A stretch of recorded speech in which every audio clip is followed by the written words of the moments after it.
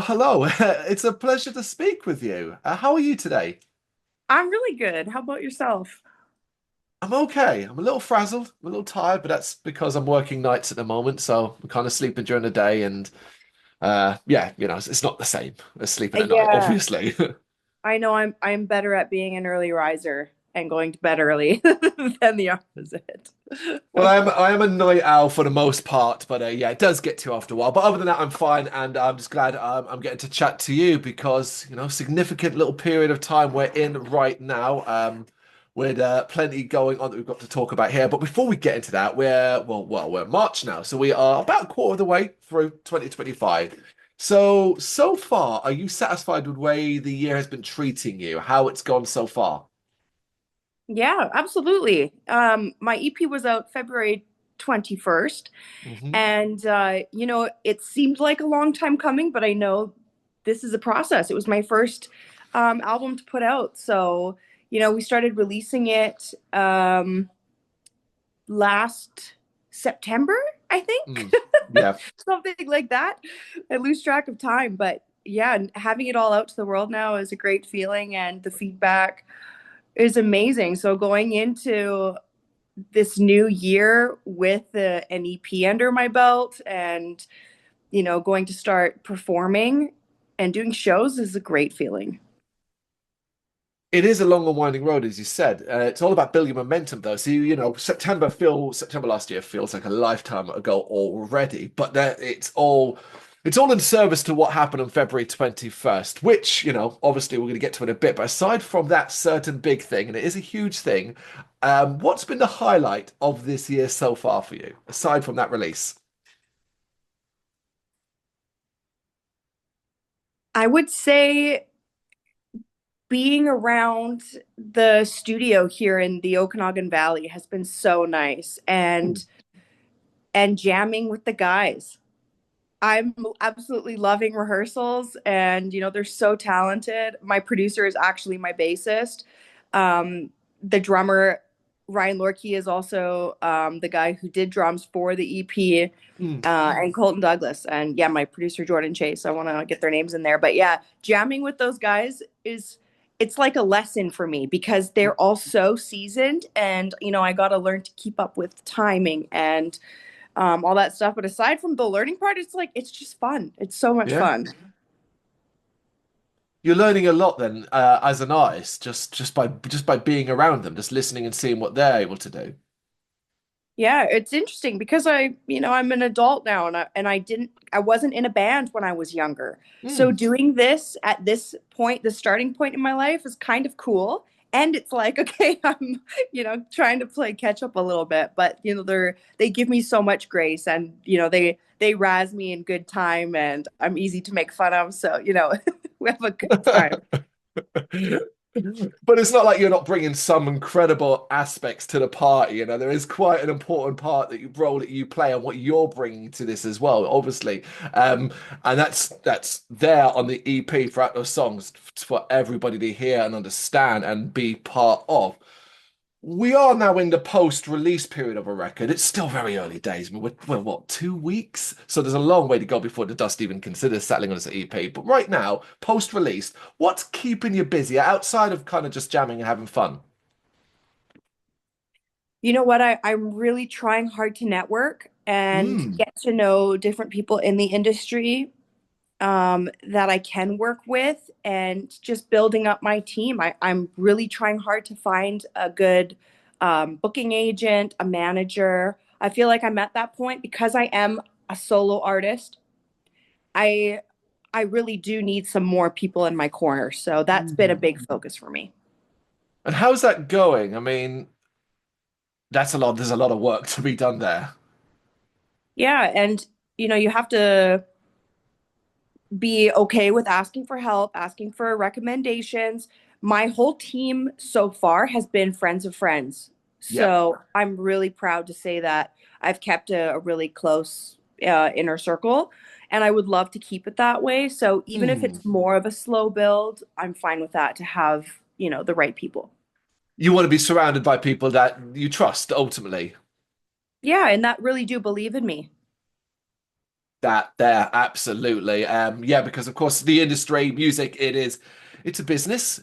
Of course, we know that, but it's a difficult business. So the last thing you want to be involved in is someone that doesn't get you or maybe doesn't share the same passions that you have. Absolutely. And I have lots of contacts, but they're in different genres. Like if they're in country, they're in the Ah, deep house yeah. and the pop world. And I know what it means, that like how important it is to to have the right genre of rock, hard rock and metal Mm. going forward, to end up in places that I want to be.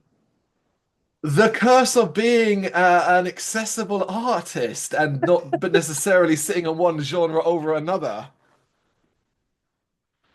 Um, all right, Serene and Violent Oceans. Of course, we should say that is the EP title, released February 21st, 2025. Your debut EP as well, a fabulous five-track release that, in my opinion, has the potential to take the alternative rock and metal world by storm. Pun not intended at all. And as I said, we're almost at the 2 week mark. So far, my cursory looking around to see what others have thought beyond myself is that it's getting a hell of a lot of positive reactions across the board. Yourself, where you've been looking into it, your reviews, your comments, all the stuff online. How have you overall found the reaction to it? I mean, these songs mean so much to me, and it's a weird feeling giving them to other people to interpret and to feel and think about and listen to. So I'm surprised. I really Yeah. am. I didn't go into this thinking, "Oh, I'm going to make a hit," I did this for me. I did this for a healing process and the journey and to see what my vocals can really do. And I've impressed myself a lot throughout this. Um I feel like I'm a new person after creating this EP. I feel like, I've got 2 feet into it, feeling a lot more confident now. And it's not just about the validation from hearing it from other people, but to even hear, if somebody understands me or that my music videos come across to them the right way, they just get me. I'm just like, wow, like that's so cool. It's that famous connection, isn't it? That moment as an artist where you connect with an audience member, be it live or someone online who you've never even met, may never even see their face properly in real life, and you just connect with them in a way that, well, as you said, nobody could ever expect.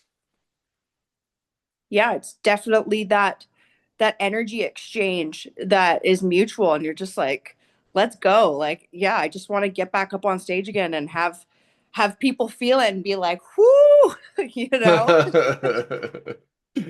So you had no expectations on the EP, like as in what it could do or what you thought it might be capable of doing. No, absolutely Hmm. not. And that's what happens when you take a big leap of faith and you take a big risk switching genres and doing something new. I had to unlearn a lot of vocals. I had to let things go in the booth. Heck, I had to take the microphone off of the stand to really like let loose for some of the takes. And it was an amazing experience. It really was. I'm really glad. I'm really glad you can reflect it in such a positive way. But speaking of the release overall, have you noticed one track more than, say, any other of the five that appears to be capturing the imagination of listeners in a way that maybe even you didn't expect at first? I feel like everybody's, for the most part, pretty much understood what I was putting down on Hmm. these tracks.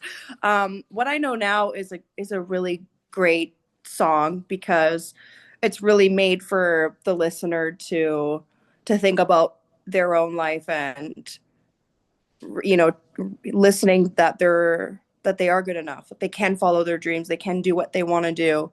um that kind of thing. Even if you hit rock bottom, you can get back up, and that's been really nice to hear that. That's what I would want somebody to take from that song, and it's really touched a lot of people.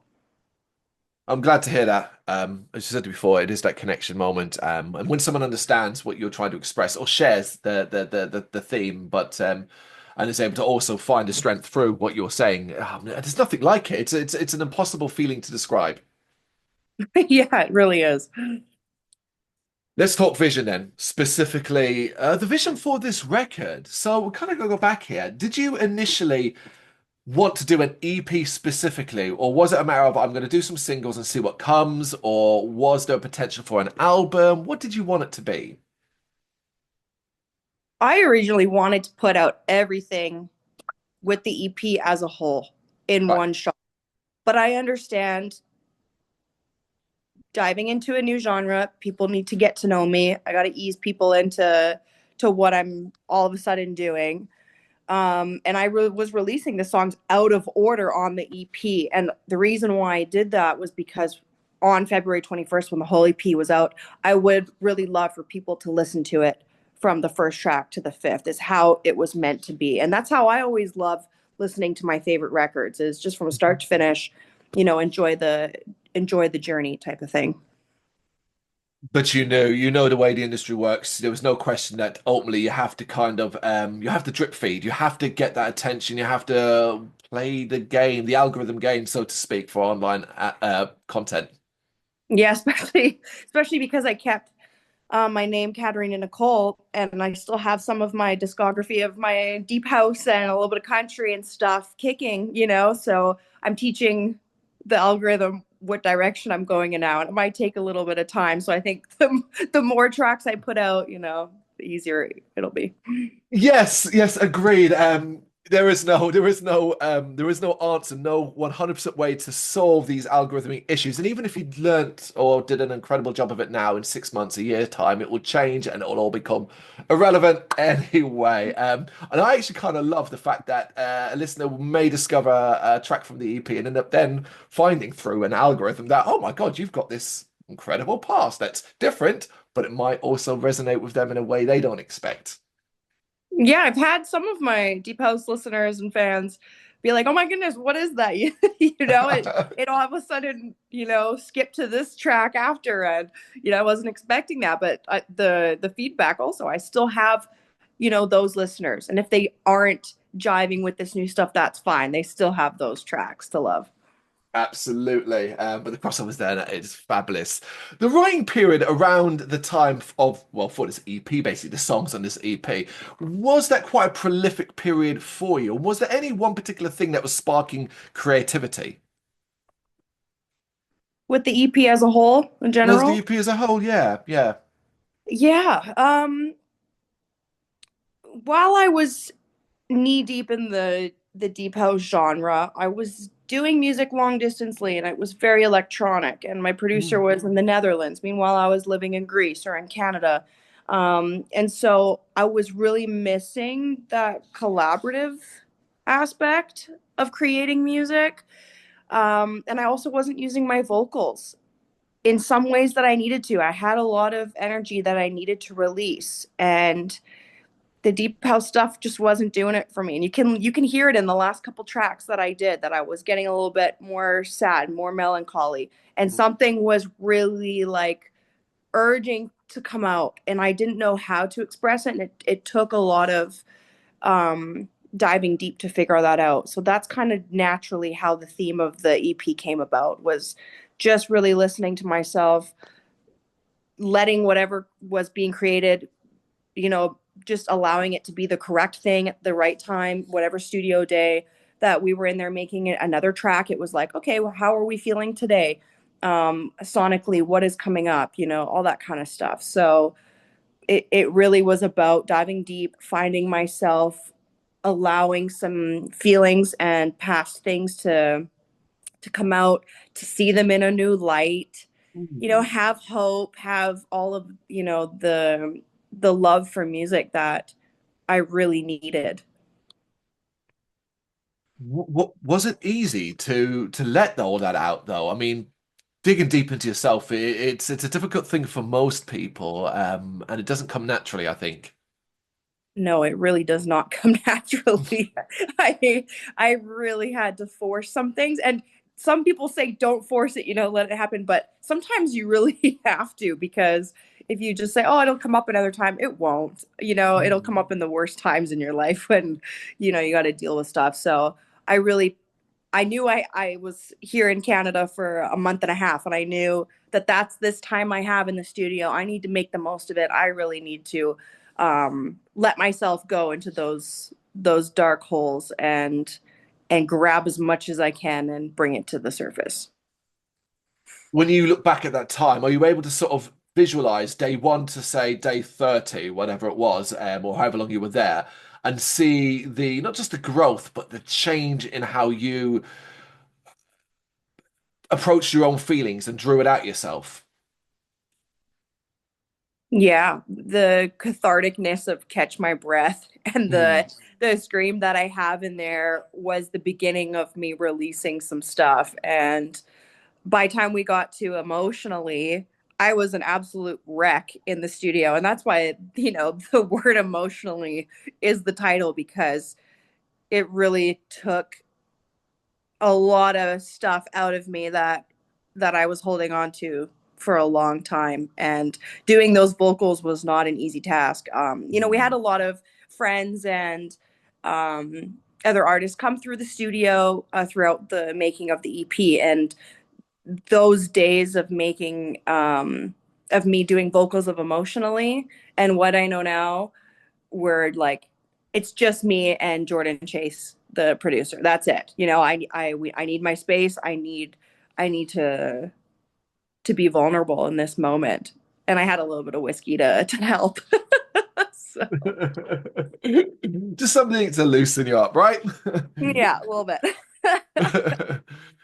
Um, what then, when you reflect on the entire process of creating this record? So we're talking from the very first note that was ever written, the first lyric that was ever written, to the end point of release. That entire process.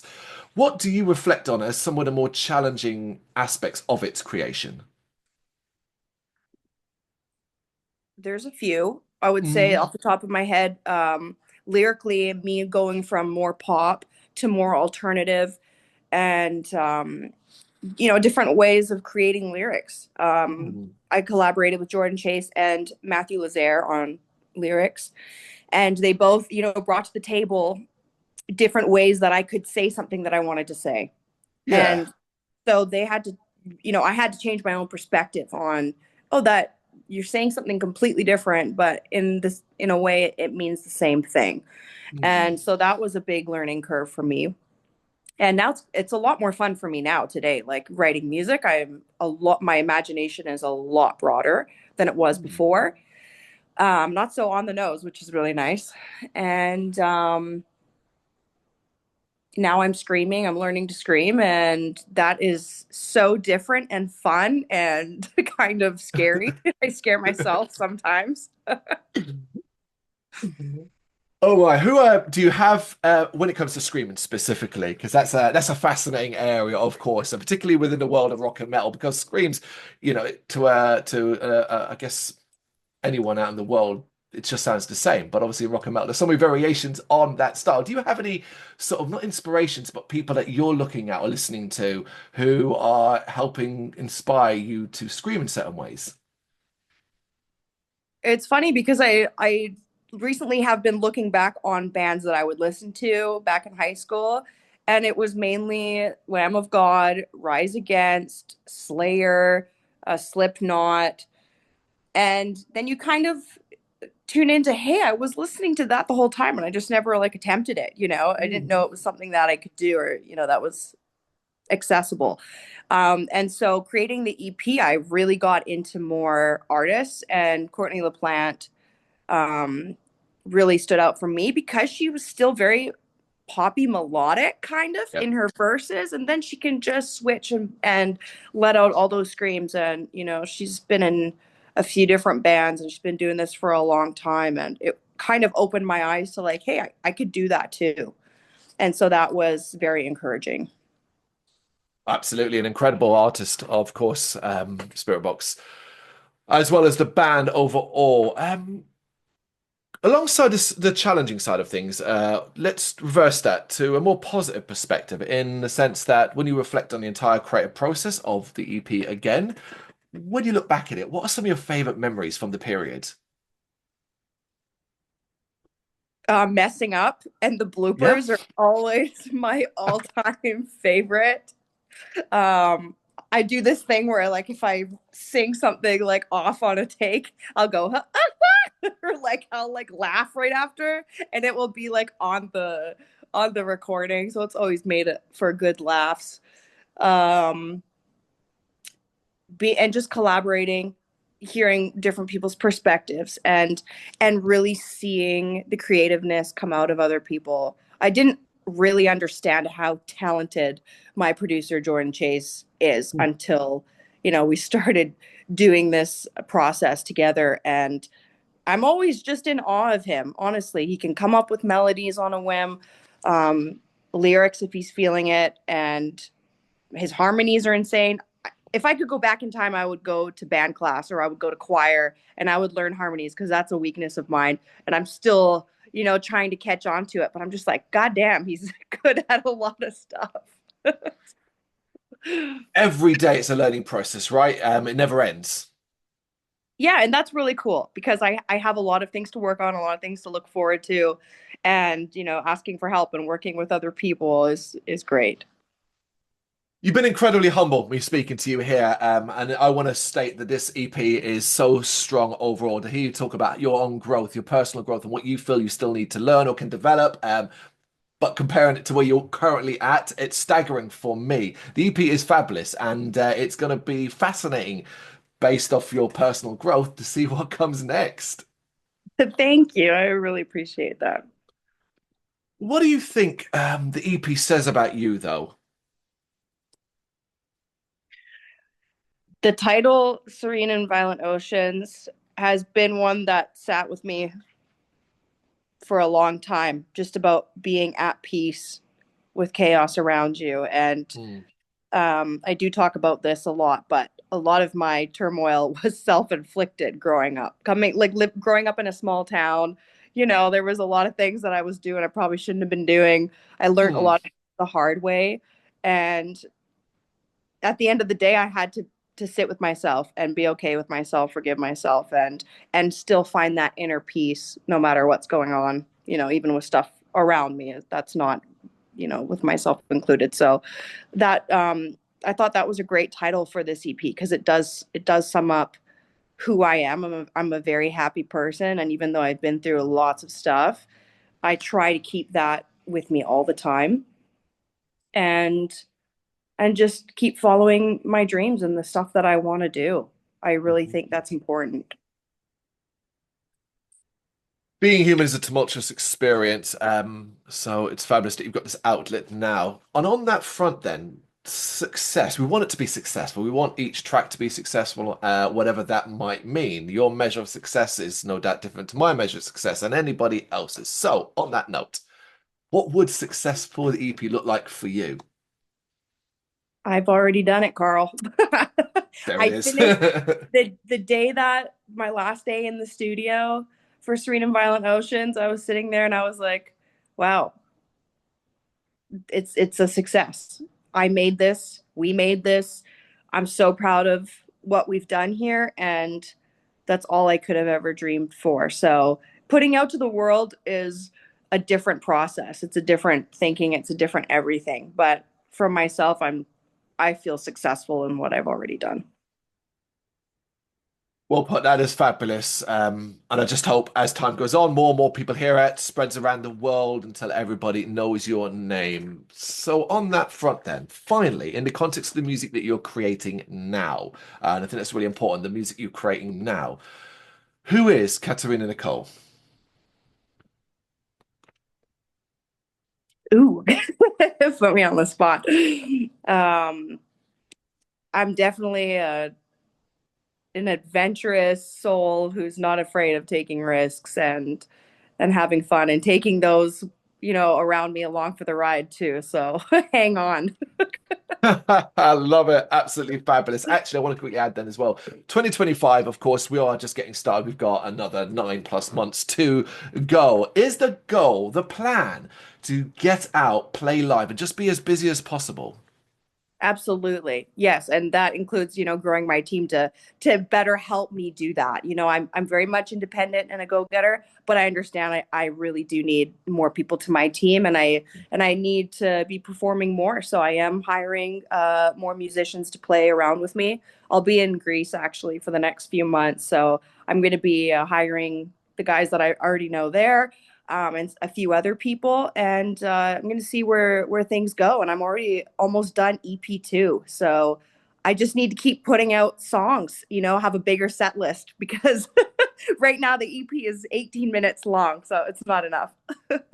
That is true. Yeah, a 30-minute set list is a bit of a problem there if that comes along. Yeah, I figured it'd be something in the work music wise, but I did want to ask because we've got to focus on a release here, and I don't think I've spoken to a banner artist ever in all the interviews I've done who doesn't immediately want to start talking about what they've got coming next, and we're I supposed to be know. talking about what's now. But what is now is Serene and Violent Oceans. It's been out since February 21st, 2025. You can hear it on every single streaming platform, the entire bloody world. So do check it out. It's a fabulous, fabulous release. And I cannot wait to see what comes next. Hell, you're on the European continent, you say, for the next couple of months. So hopefully we might see it out and about live as well. Katerina, thank you so much for taking the time to do this. I really appreciate it. Thank you, Carl. You've been awesome to chat with. Thank you very much for watching. If you've enjoyed what you've seen, please consider hitting that like and subscribe button. It does help us out. You can find us at gbhbl.com and across all social media platforms. And if you really want to give us a bit of extra support, please consider buying us a cup of coffee over on our coffee page. Thank you.